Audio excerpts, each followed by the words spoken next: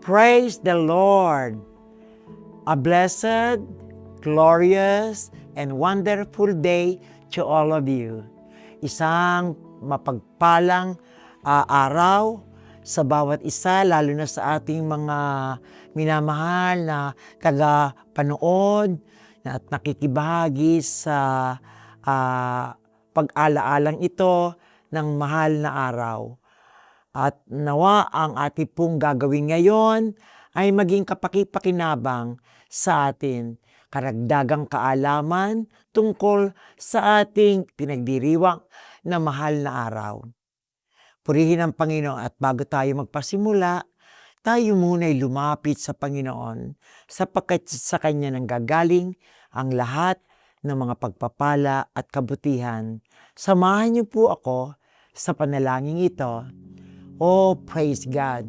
Purihin ka, Panginoon. We are truly privileged to come before you. We, your children, are so blessed that we can truly call upon you. Humingi ng iyong banal na lingap, pagtulong, lalo na po na kami makarating sa pag-unawa ng mga katotohanan na nais mo na aming malaman, lalo na sa mga panahong ito na tinatawag na mahal na araw.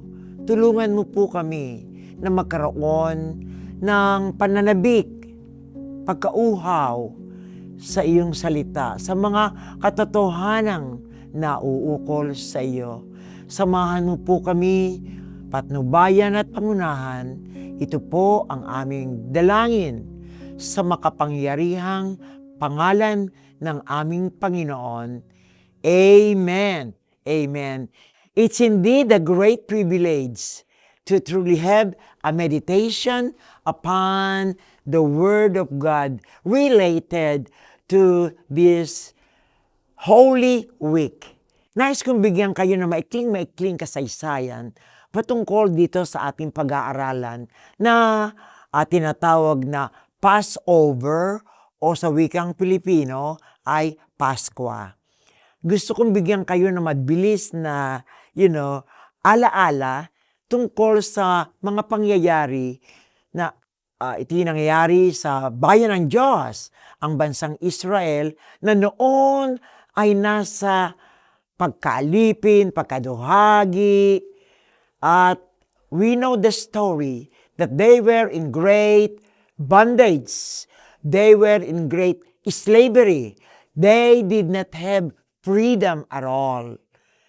At to make the long story short, we know that the people of God cried out to God. Tumawag sila. At ang Diyos ay duminig. At siya'y nagpadala ng kanyang sugo. Yan ang padron ng Diyos. Laging sa pagtugon o sa paggawa niya, ay lagi siyang kakasangkapan ng mga sugo.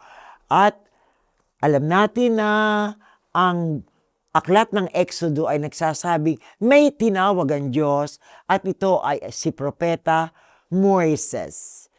At alam natin na kinasangkapan ng Diyos si Moises upang dalhin ang bayan ng Diyos sa lupang pangako. But prior to that, yung kanilang kalagayan na sila'y nasa matinding pagkaalipin sa mahabang 400 taon at 3 dekada, talagang napakahaba. At ang mga anak ng Diyos ay tumawag sa Kanya. And then, the story begins with that Moses going to the Pharaoh, siya ang nangunguna noon sa bansang Israel, at hiningi niya na palayain ang bayan ng Diyos at sapagkat, alam nyo, si Pharaoh noon ay mayroong matigas na puso. Ayaw niyang pakawalan ang mga Israelitas. Kaya napilitan ngayon na ang Diyos ay magbigay ng tanda at sa pamamagitan ng mga salot. God provided plagues so that the people of Israel may be taken out from that bondage and slavery. Pero matigas pa rin ang puso ni Pharaoh hanggang sa dumating sa ikasampung salot. They have come to the last. This was the 10th plague given to the Egyptian. And what was that? It was the smiting, it was the killing of the firstborn of everything in Egypt. At alam natin na ito na ang kahuli-hulihan na gawa ng Panginoon. So, with that, it was a great moment of disaster and with loud cries of those who had the firstborn, pagiging sa unang anak, hanggang even in the cattle, even sa mga hayop noon, ay namatay. Pero, ang isang napakaganda ay ginawa ng Diyos ang isang pagliligtas sa bayan, sa bansang Israel. At ito ang ginawang instruction, to make it short, na merong gagawin ang mga anak ng Diyos o sa pagtuturo, patnubay ni Propeta Moises. Ang sabi ng Panginoon kay Moises, okay, I will be to truly smite the firstborn and everything that has its firstborn. But, ang sabi ng Panginoon, ang aking bayan ay maiiwas. Hindi sila dadaan doon sa salot na yon. At ito ang inyong gagawin. Paapatay kayo ng isang napakaayos na lamb.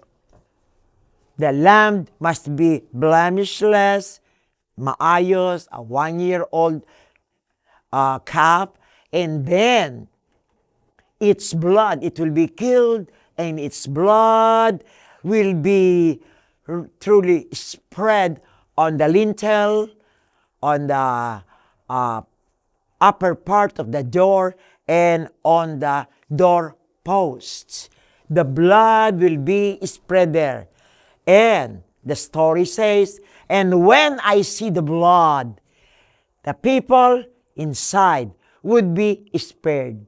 Mga kapatid, ito ang sinasaad sa Exodus na let me read to you sa verse 11 about the instructions given to them, how they would be spared, and how this was termed by the Bible.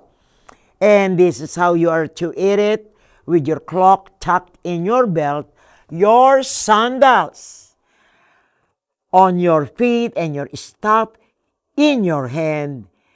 Eat it in haste. It is the Lord's Passover. Mga minamahal kong mga tagapanood, mga kapatid at mga kaibigan, dito lumitaw ang katawagang Passover, meaning it is a compound word which is expressive of its meaning. It means the angel of the Lord that would smite the firstborn will pass over, lalagpasan. Or it is in other English word, that the people of God would be spared. They would be spared. Ibig sabihin, hindi sila naaapektuhan ng tinatawag na salot na yon. Kaya dito nagpasimula, mga minamahal, yung pagdiriwang, pag-alala sa Passover o Paskwa. It has been, sin that it was the day when the Lord delivered the people of Israel. At sa pagunita nito, mga minamahal, ang kabilin-bilinan, ang kabilin-bilinan sa verse 14, this is a day you are to commemorate for the generations to come. You shall celebrate it as a festival to the Lord. Kaya ito ang Passover na laging ipinagdiriwang mula noon sa lahi ng Israel sa kapanahunang iyon, at ang pagkakasabi dito na it will be commemorated. This would be commemorated. Magpapatuloy ito, magpapatuloy. Kaya purihin ang Panginoon sapagkat iyon ang panahon na di dapat kalimutan ng bansang Israel, ang panahon na sila'y pinalaya. They were delivered from the bondage and slavery, and that was the time when they were delivered from that possible death. So, mga minamahal, hanggang ang selebrasyon na ito ay nagpatuloy na nagpatuloy. Ito ang background, ito ang story background ng Passover. At ang utos na ito inyong gaganapin ay ipinagpapatuloy. Ngayon, ito ang tanong. Paano ngayon? Yan ay nangyari sa Lumang Tipan. Paano naman ngayon sa Bagong Tipan? Ito ba ay ipinagpapatuloy? Ang sagot ay yes, because God has commanded this to be celebrated throughout the generation. Ngayon, sa Bagong Tipan ay may pinapakita dito na sa Bagong Tipan may pinapakita dito na ito'y magiging lasting na mamalaging ordinance o utos. Kaya ang tanong ngayon, balikan natin. Paano po naman sa Bagong Tipan ba ay nagpapatuloy ang ganitong pag-alaala? Ayun ang tanong. Mga minamahal, alam natin na sa Lumang Tipan, ang ating Panginoon mismo ay nagkaroon ng katulad na pagdiriwang. But at this point in time, it is no longer the killing of a lamb, but it is now done having the Lamb of God na siyang tumutukoy sa ating Panginoon. Ang Panginoon ay tinatawag na ang the Lamb of God. Yan ang sabi ni Juan Bautista sa John 1:29. Basahin lang natin to. And the next day, John saw Jesus coming toward him and said, "Look, the Lamb of God who takes away the sin of the world." Kaya, ang Panginoon na makita ni Juan Bautista, tinukoy niyan definitely si Kristo ay ang Lamb of God. Na ano ang kanyang gagawin? Ano ang gagawin nitong Lamb of God na ito? Sa wikang Pilipino, ano ang lamb? Yung pinatay noon para kunin ang kanyang dugo sa Lumang Tipan.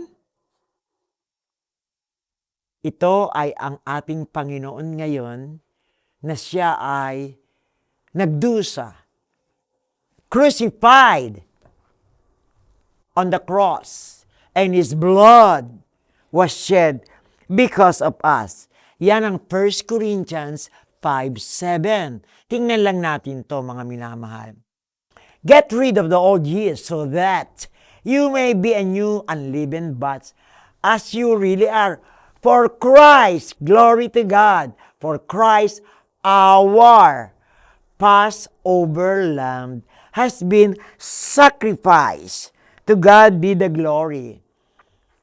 Kanina hindi ko binanggit yung uri ng papataying lamb na tupa.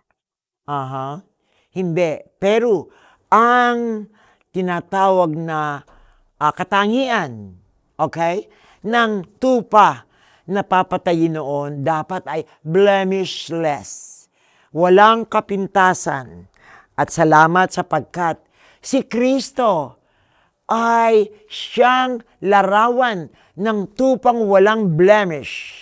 Sabi sa 2 Corinthians 5:21, God made Him, patungkol ito kay Kristo, who had no sin. Napakaliwanag.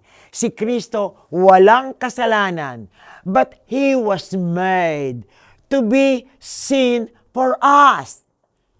Ginawa siyang isang makasalanan para sa atin.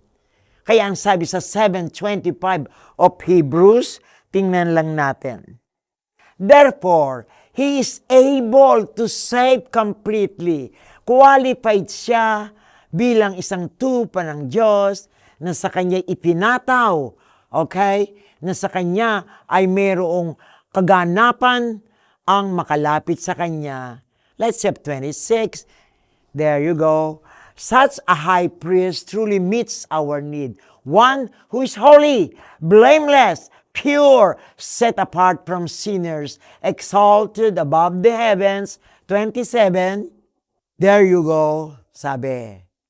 Unlike the other high priest, he does not need to offer sacrifices day after day, first for his own sin and then for the sins of the people. But Christ, His sacrifice for their sins once for all when He offered Himself.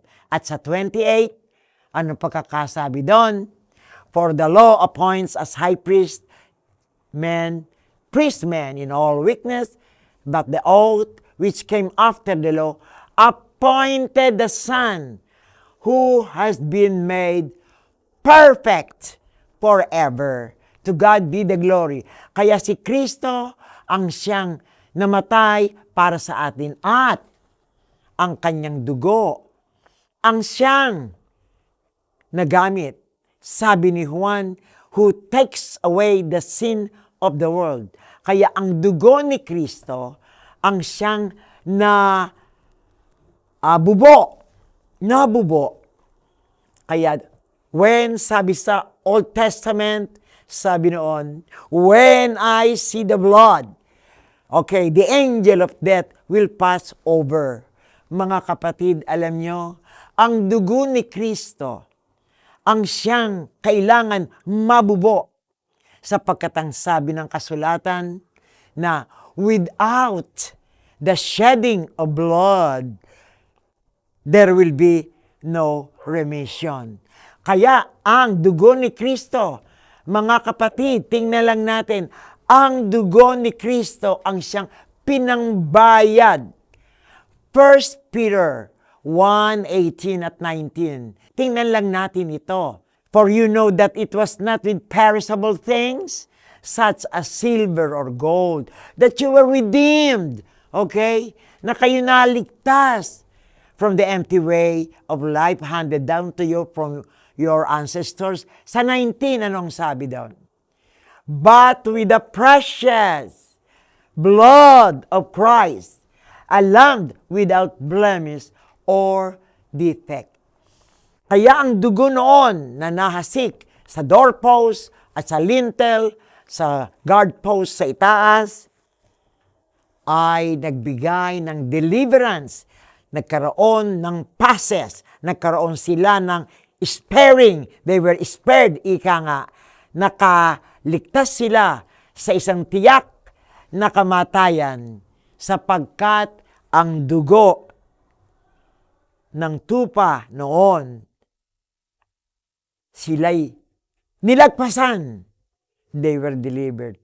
Ngayon sa ating kapanahunan, mga minamahal, naroroon pa rin ang katotohanan na ang dugo ng Lamb of God, ng tupa ng Diyos, walang iba kundi si Kristo, the Lamb of God who takes away the sin of the world. Mga minamahal namin mga tagapanood, napakagandang katotohanan sapagkat sa pamamagitan ng dugo ni Kristo na nabubo doon sa krus, ikaw at ako ay mayroong kaligtasan. Hindi na tayo dadaan doon sa kahatulan ng kamatayan.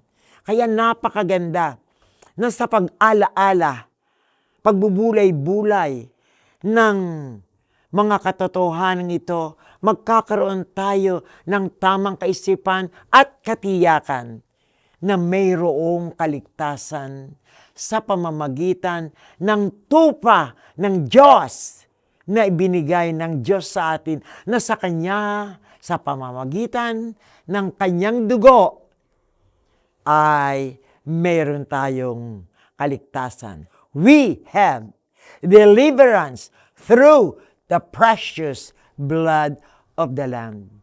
Maring sa panahon ito, hindi mo na iisip ang mga bagay na ito. Pero nais kong ibigay sa iyo ang pagkakataon. Ibigay sa atin ang kamalayan na may kabuluhan. Ang ating pagbubulay-bulay na ito patungkol sa ating Panginoon.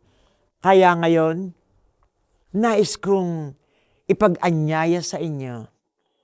Bigyan natin ng halaga, pagpapahalaga, ang dugo ng ating Panginoong nabubo. Sa pamamagitan ng kanyang dugo, tayo ay may kaligtasan. Subukan mo, lalo na sa ating mga kaibigan, na ngayon ay tunay na lumalapit, na nakikinig, makakalapit talaga tayo. Makakalapit tayo. Oh, hindi walang kabuluhan ang ating pagbubulay-bulay na ito. Lalo na, hindi mawawalang kabuluhan ang ginawa ng ating Panginoon doon sa krus na kanyang ibinigay ibinubo ang kanyang dugo. Yan ang sabi sa unang Pedro, sa 1:19, but with the precious blood of Christ, amen, we have deliverance, and death shall not pass over us again. To God be the glory. Ako ngayon ay mananalangin. Nais kong ipaglingkod sa inyo ang panalangin ito. Kayong nanonood ngayon, di ko kayo nakikita, pero alam ko, nakikita ng Diyos ang inyong mga puso, ang inyong mga damdamin, ang inyong mga pag-iisip. Bigyan nating kabuluhan ang kamatayan, ang dugo ng ating Panginoon. Kaya ako'y mananalangin, maring kayong pumikit at sumabay, makinig sa panalangin ito. Ang panalangin ito ay para sa inyo. Tayo'y manalangin. Dakila at mapagpalang Diyos, salamat po sa banal na pagkakataong ito at gayon din sa mga dakilang katotohanan na aming narinig. O salamat sapagkat mayroon kang napakagandang event na ipinakita na doon, ipinakita mo ikaw ay Diyos na nagliligtas. Salamat po sapagkat mula sa kasaysayan ng Israel, nalaman namin mayroong pagliligtas, ikaw sa iyong bayan. At maging sa bagong tipan ay naroroon din ang katotohanan na mayroon kang ibinigay sa mga tao upang mangaligtas. Ito'y ang pagkakaloob mo ng iyong anak na si Hesus Kristo na sa pamamagitan ng kanyang dugo ay meron kaming kaligtasan. Tanging siya lamang ang maaaring makapagligtas sa amin sapagkat siya lamang din ang namatay doon sa krus. Siya lamang din ang nagbubo ng kanyang krus tungo sa aming kaligtasan. Kaya nga po, dakilang Diyos, lahat po na ngayon ay nakatuon, nakatingin, nakikinig, nakikibahagi sa palatuntunang ito. Dumating sa kanila ang katunayan ng iyong pagliligtas. Ibigay mo sa kanila ang patuloy na pagkakataong lumapit. Tanggapin ang aming Panginoon na namatay para sa amin.